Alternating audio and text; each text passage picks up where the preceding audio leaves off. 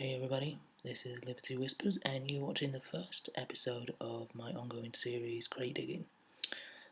Great Digging is essentially just going to be a rambly type video with some tapping and touching sounds as I go through the new additions to my vinyl collection. As some of you will know, I'm a huge music freak and have an ongoing collection of vinyl records to which I add more frequently than should humanly be acceptable. So I just kind of thought now and again I will dig out some of my later additions, some of my newer members to the family, as it were, and kind of go through them with you guys.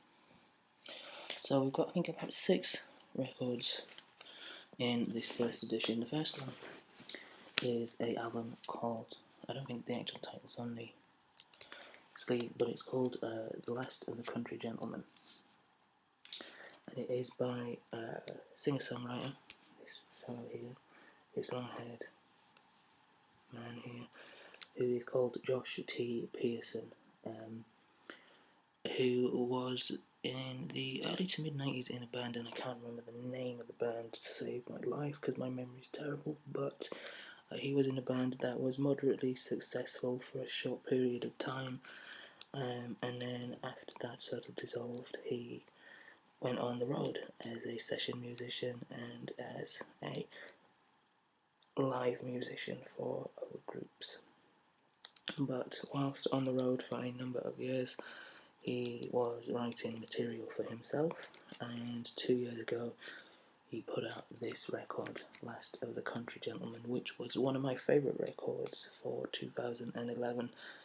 It is an incredibly hard listen on one hand because it is without a doubt the most earnest, honest, frightfully raw and frank, candid songwriting I think I may have ever heard. He really just does not pull a single punch.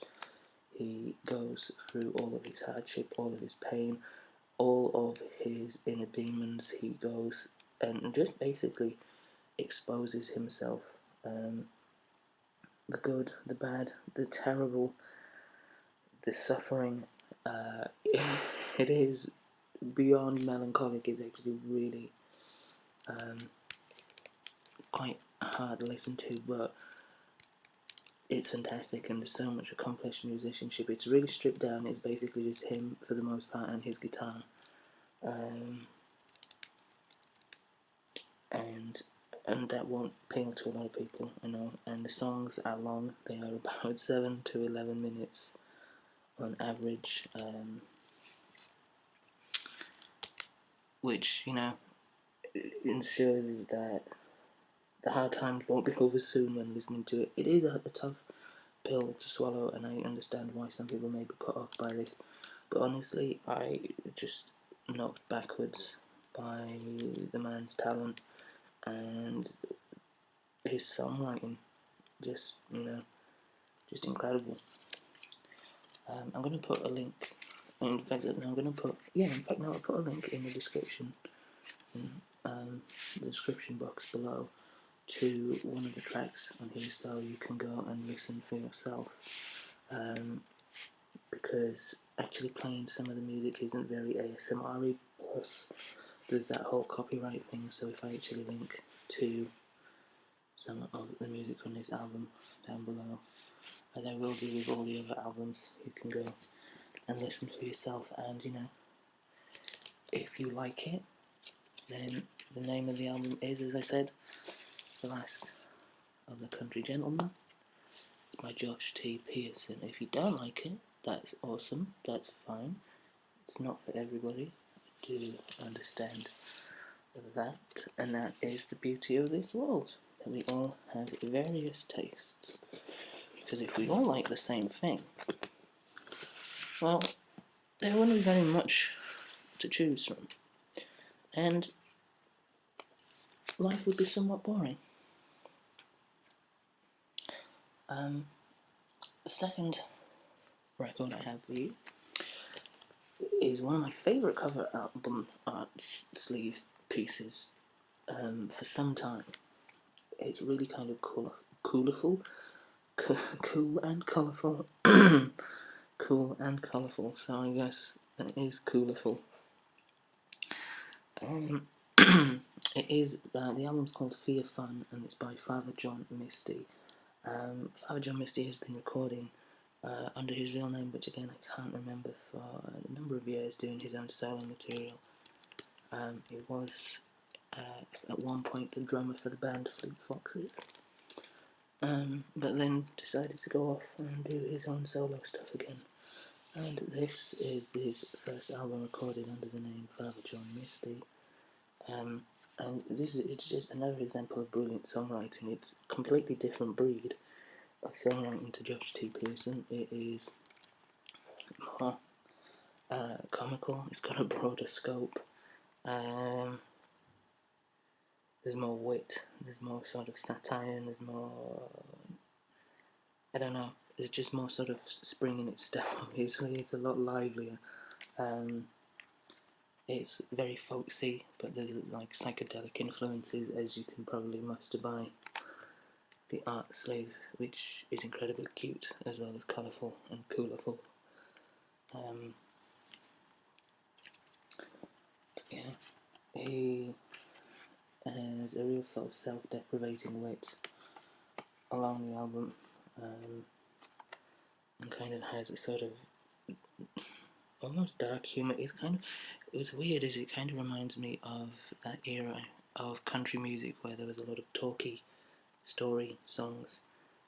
He doesn't talk, he does sing, and he's got a really good singing voice actually, but that kind of Red Savine type era of storytelling in songs, not just songs about people and things and just general songwriting, but like specific details, characters, etc. Like he sings about just a big drug influence in this album. Again, as you can probably tell, but he sings about stuff like Canadian shaman and his inability to get anything done. He's got a full of personality, and again, I will link you to one of the tracks on the album in the description. I think this is a really good representation because it's kind of like abstract jaded Americana would be a good way to describe how the album sounds. And so I think that's kind of well representative. Came out last year, one of my favourite records of last year, out on Sub Pop. So if you're familiar with the label, you might like this. Again, I'll put a link down below so you can go listen to some Father John Misty. And if you like what you hear, the album is called Fear Fun.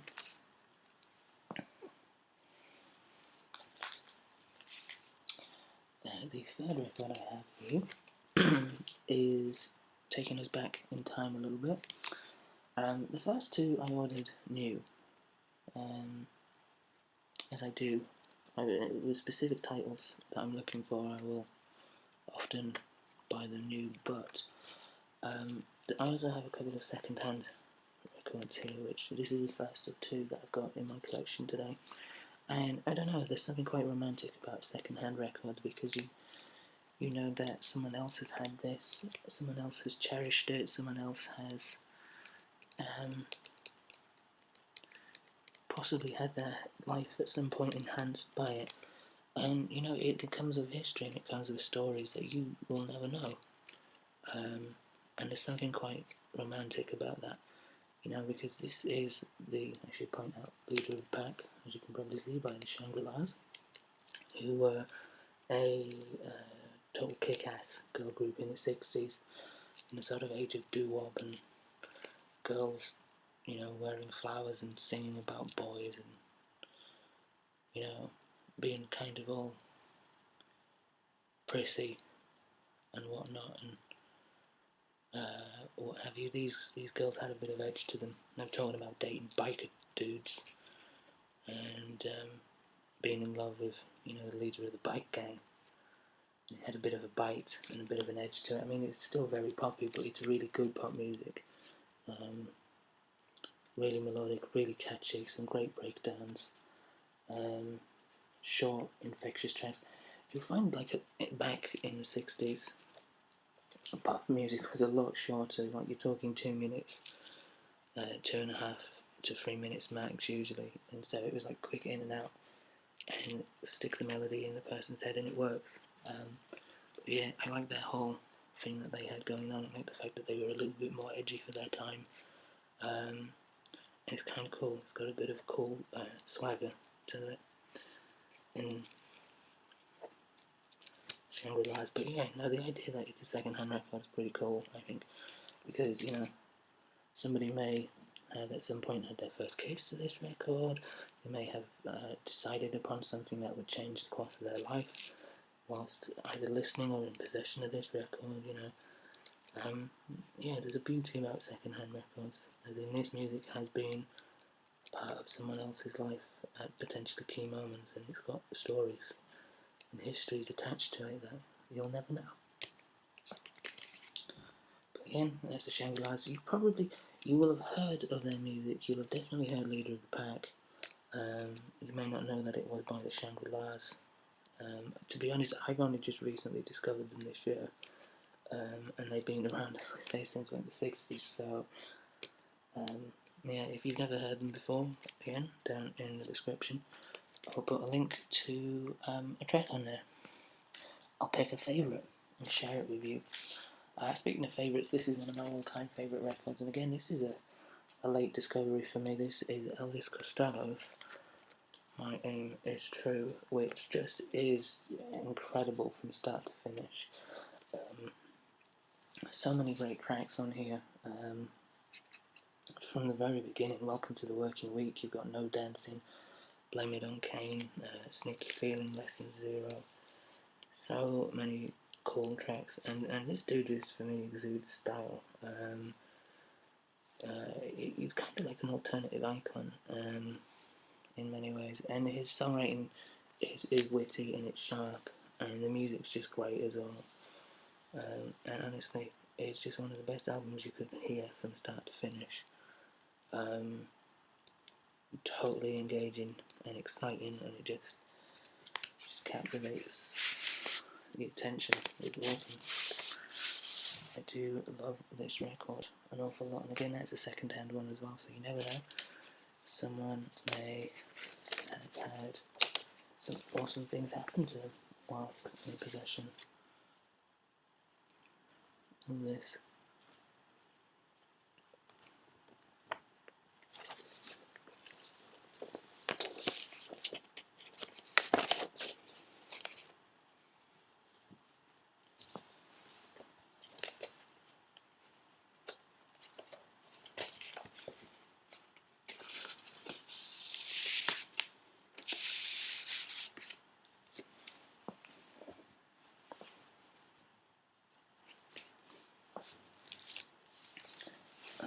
My fourth record is, at the minute, a definite front runner for my favourite album of this year. And again, it's somebody I've only just discovered this year. She records under the name of Lady Lamb, the Beekeeper, and I can't fully remember her first name. I think it's Alice Shalto. That could be wrong. Anyway, here she is. Her music's amazing, but it's also, an added bonus that she's pretty cute as well, even with the big, huge glasses. But yeah, no, it's the music that really does it for me, because it's just incredibly well pieced together. So, just the ebb and flow of how tracks move, and it's just got a great momentum and a great pace to each piece of music on here, and just the instrumentation and the structure of each song, and the way it all works together as an album is fantastic. It's there's elements of your typical singer-songwriter fare in there, but there's like all elements of sort of alt rock, even a slight bit of grunge, to some extent, folky stuff, all sorts. She's really kind of playing with the ideas and perceptions of sort of typical singer-songwriter elements, and she's kind of bending them into different shapes, and it's just really exciting, some of the stuff she does on this record. And the songwriting again is just fantastic as well. Inner sleeve is just wall-to-wall lyrics, essentially. But yeah, no, this is definitely a front runner for my favourite album of this year, and it's called Ramply Pine by Ladyland, the Beekeeper. I'll put a link to one of my favourite tracks again in the description below as well.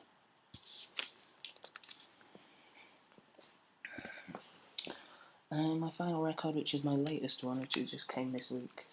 And I know if you're watching Joe, you're not a fan, but you know I had to because it's just awesome. James Blake. Joe, by the way, if you haven't been to visit Joe Whisper Joe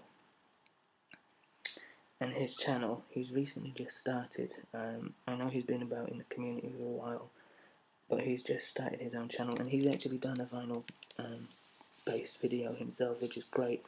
And he's got some amazing records, and I would love to just go through the rest of his collection.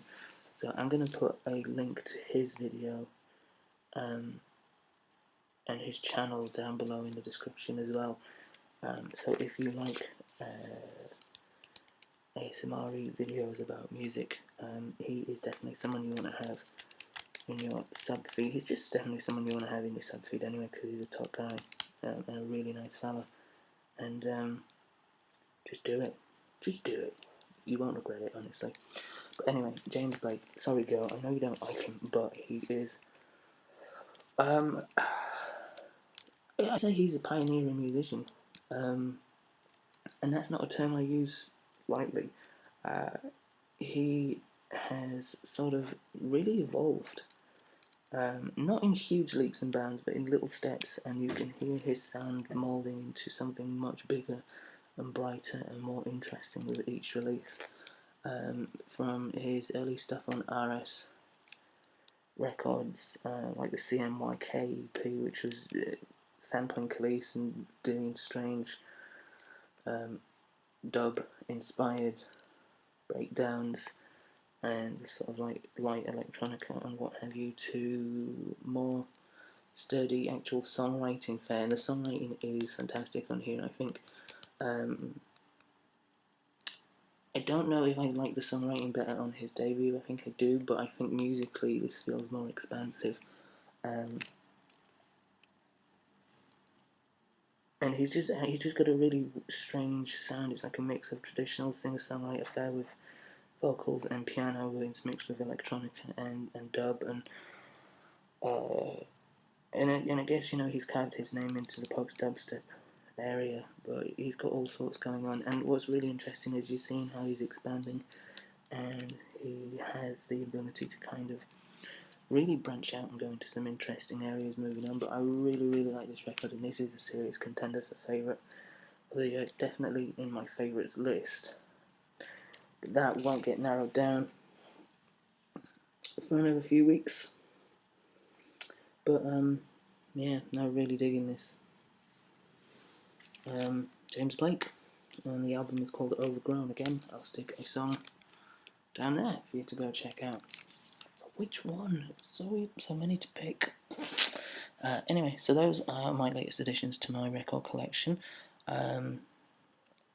If you like this, let me know. If you've not heard of some of the artists and you've gone and listened to them and you like them, let me know as well. Also, share some artists with me. That is the beauty about music, is that you have it there to share with people. And you know, through a number of you guys, I have heard some incredible music. You've given me some awesome recommendations in the past, and I just love sharing music. So yeah, if you've got something you think I'd like based on that, or just something you love and you want to share with me, do it. Share it away. Yeah, there'll be another edition of this at some point. I don't know when. I'm going to amass some more collection entries, and then I'll share them with you. But yeah, in the meantime, that's it, I guess. Happy listening.